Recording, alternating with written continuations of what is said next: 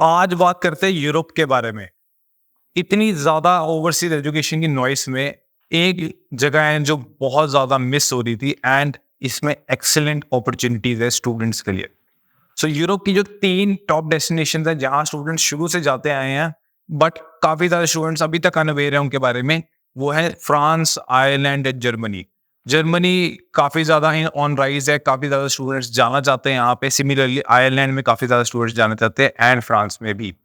अब इन तीनों डेस्टिनेशंस में क्या डिफरेंस है, आपकी प्रोफाइल के लिए कौन सी सूटेबल रहेगी एंड क्या चीज़ आपको इधर पसंद आएगी या क्या चीज़ इधर नेगेटिव्स हैं, वो डिस्कस कर लेते हैं। तो तीनों का कंपैरिजन करेंगे। तो नंबर 1 पे हम बात करते हैं फ्रांस की।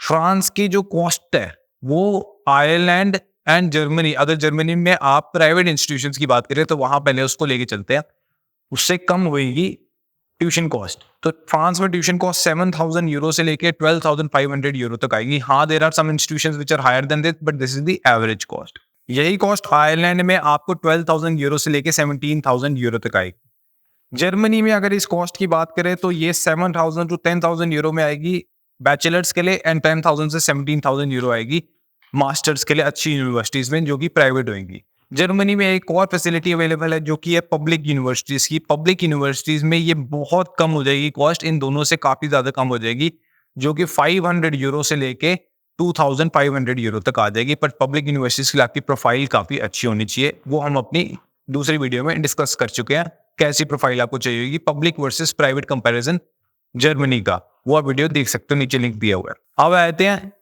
एप्लीकेशन फीस की। तो 80 टू 350 यूरो की आपकी एप्लीकेशन फीस आ जाती है। अगेन बहुत वेरिड रेंज है फ्रांस के अंदर। 50 टू 150 आ जाती है आपकी आयरलैंड के अंदर एंड जर्मनी में अगर आप बात करो तो एप्लीकेशन फीस नहीं होती है। अब आते हैं इंश्योरेंस पे। इंश्योरेंस ऑलमोस्ट सिमिलर है, 8 से 10,000 रुपए की आपकी इंश्योरेंस, 50,000 यूएसडी का कवरेज आपको लेना है तीनों डेस्टिनेशंस में। तो इंश्योरेंस में कोई भी फर्क नहीं है। वीएफएस की फीस, वीजा फीस की बात करें तो फ्रांस में एक स्पेसिफिक अलग से फीस आपको देनी पड़ेगी जिसको कहते हैं कैंपस फ्रांस की फीस। तो पहले क्या होएगा, आपका कैंपस फ्रांस का इंटरव्यू होएगा, उसके बाद आप वीएफएस ग्लोबल में अपनी बायोमेट्रिक्स एंड इंटरव्यू देने जाओगे। जो कैंपस फ्रांस का इंटरव्यू है उसकी कॉस्ट आपको अराउंड 18,000 पड़ेगी एंड जो वीएफएस है वो अराउंड आपको 12,000 टू 16,000 आपकी कॉस्ट आएगी। कैंपस फ्रांस की एनओसी मिलने के बाद ही आप वीएफएस पे जा सकते हो। ये सेम प्रोसेस आयरलैंड में नहीं है, इधर सीधा आप वीएफएस ग्लोबल में अपनी अपॉइंटमेंट बुक करा सकते हो। इसमें आयरलैंड में भी वीएफएस ग्लोबल में ही आपका वीजा लगेगा, अगेन आप उसकी अपॉइंटमेंट बुक करा सकते हो। जर्मनी में सिमिलर प्रोसेस है, जर्मनी में भी आपको अपॉइंटमेंट अपनी बुक करानी पड़ेगी, अगेन कैंपस फ्रांस नहीं होएगा यहाँ पे, ऐसा कुछ चीज नहीं है वहाँ पे। इंस्टेड जर्मनी में जो अब डिफरेंस आता है वो आएगा एपीएस सर्टिफिकेट का। तो वीजा लगाने के लिए आज की डेट पे 18,000, वही जैसे जो कैंपस फ्रांस में खर्च हो रहे थे वैसे ही 18,000 रुपए आपके खर्च होंगे जर्मनी में एपीएस सर्टिफिकेट लेने में। बस यहाँ कहीं जाना नहीं है, आपको एपीएस सर्टिफिकेट अप्लाई करना है। उसके बाद आ जाते हैं फंड शो पे। फंड शो जो है आपको फ्रांस में 1 ईयर का करना पड़ता है 12,000 यूरो।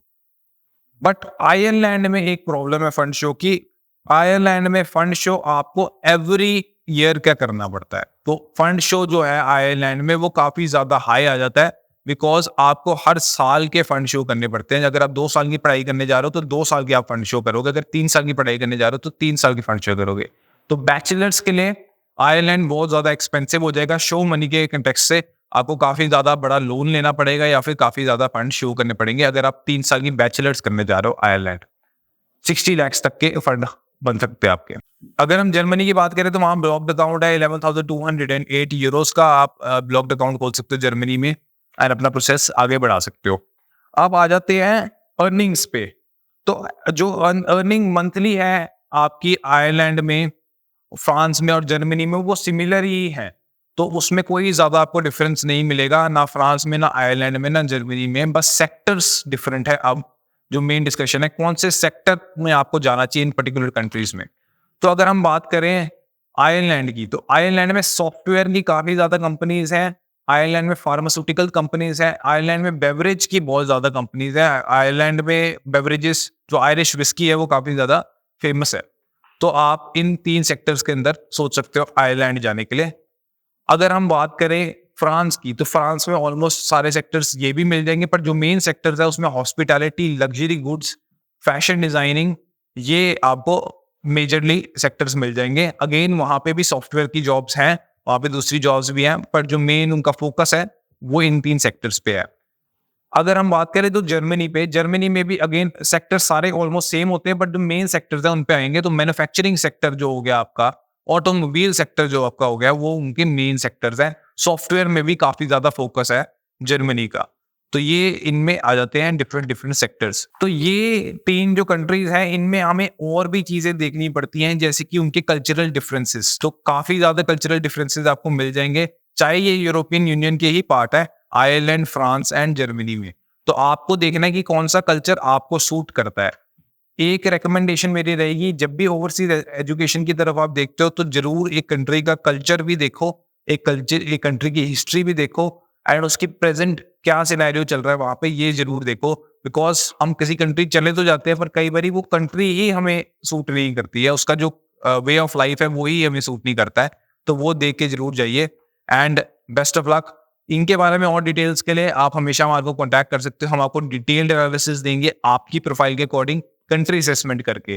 कंट्री असेसमेंट एक हमारी ऐसी फैसिलिटी है जिसके थ्रू हम आपकी कंट्री कौन सी आपकी प्रोफाइल आपकी पर्सनालिटी के हिसाब से सूट करती है, वो हम आपको बताते हैं। कितनी % वो सूट करती है, वो हम आपको गाइड करते हैं। उसके बाद आप अपना इन्फॉर्म्ड डिसीजन ले सकते हो कि मुझे कौन सी कंट्री में जाना चाहिए।